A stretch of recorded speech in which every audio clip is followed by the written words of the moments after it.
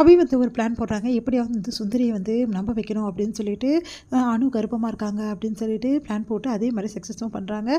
அவங்கள வந்து பேசி சொல்ல வைக்கிறாங்க. அதே மாரி அவங்களும் சொல்லிட்டு போயிடுறாங்க. இதனால வந்து செமையா டென்ஷன் ஆயிடுறாங்க சுந்தரி. சுந்தரியால தாங்கிக்கவே முடியல. இந்த மாரி நடந்திருக்கு. இது எது யார்கிட்டயும் சொல்லாம மறைக்கிறாளுங்களா? சும்மாவே விட மாட்டேன் அந்த அணுவ அப்படின்னு சொல்லிட்டு செமையா டென்ஷன் ஆயிடுறாங்க. எல்லார் முன்னாடியும் செமையா கத்துறாங்க. இந்த அணு பண்ணது கொஞ்சம் கூட சரியில்ல. இவ கர்ப்பமா இருக்கா. ஆனா யார்கிட்டயுமே எந்த விஷயத்தையும் சொல்லல அப்படின்னு சொல்லிட்டு செமையா பிரச்சனை பண்ணுறாங்க.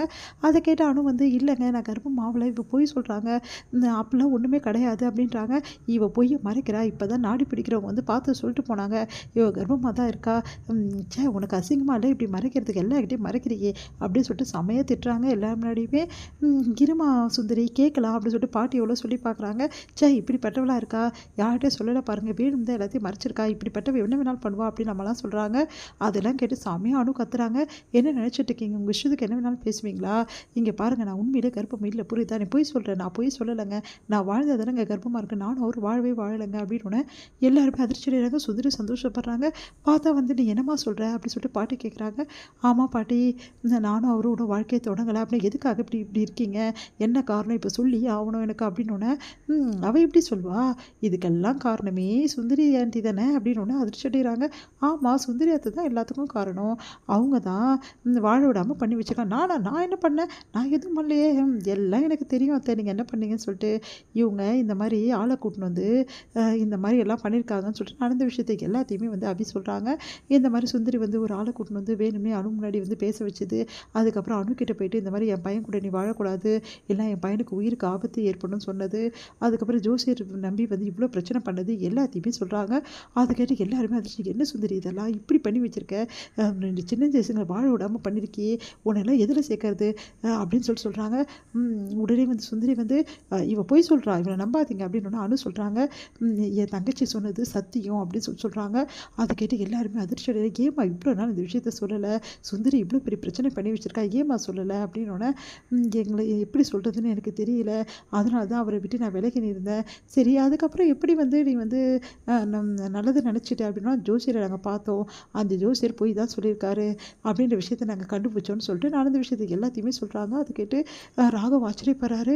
அப்போது உண்மையிலே வந்து அனு நம்ம சொல்லி வரலையா, இதெல்லாம் நான் தெரிஞ்சுக்கிட்டு தான் வந்திருக்காளா உண்மையை, அப்போது இவ்வளவும் சுந்தரி தான் பண்ணாளா, ஏன் சுந்தரி இப்படிலாம் பண்ண இப்படி பண்ணி வச்சுருக்கியே அப்படின்னு. இல்லை நான் உண்மையிலே அந்த ஜோசியக்காரர் உண்மை தான் சொல்கிறான்னு நான் நினச்சேன், ஆனால் இவங்களாம் பொய்ன்னு சொல்கிறாங்க, இதெல்லாம் என்னால் நம்ப முடியாதுப்பா அப்படின்றாங்க. வேணா அந்த ஜோசியக்காரரை கூட்டின்னு வந்து நான் நிரூபிக்கட்டுமா, நிரூபிச்சிட்டா உங்களுக்கு தான் அசிங்கமாகும், இதோடு நிறுத்திக்கிங்க அப்படின்னு அப்படின்னு சொல்கிறாங்க. அதை கேட்டு சுந்தரி முறைக்கிறாங்க.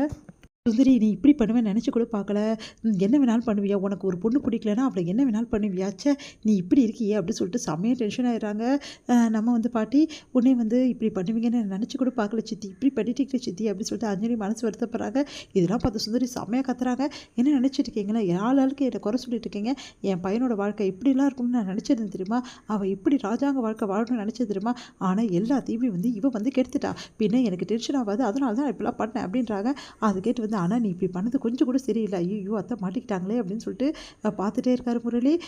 இங்கே பாருங்கள் நடந்ததெல்லாம் நடந்து போச்சுமா, இதுக்கப்புறமாவது உங்கள் வாழ்க்கையை நீங்கள் வாழ ஆரம்பிக்கிறோம், சுந்தரி பண்ணதுக்கு நான் மன்னிப்பு கேட்டுக்கிறேன், அவள் வந்து ஏதோ ஒரு இதில் பண்ணிட்டா, பையனை வந்து பணக்கார வாழ்க்கையில் தான் எல்லா சந்தோஷமும் இருக்குன்னு அவன் நினச்சிக்கிட்டா, அதனால தான் இப்படிலாம் பண்ணிட்டா, இதுக்கப்புறமாவது நீயும் வந்து ஆகாஷும் சந்தோஷமாக வாழணும், சரியா அப்படின்னு சொல்லிட்டு கேட்டோடனே சரிங்க பாட்டி அப்படின்னு சொல்லிட்டு அனு சொல்கிறாங்களே.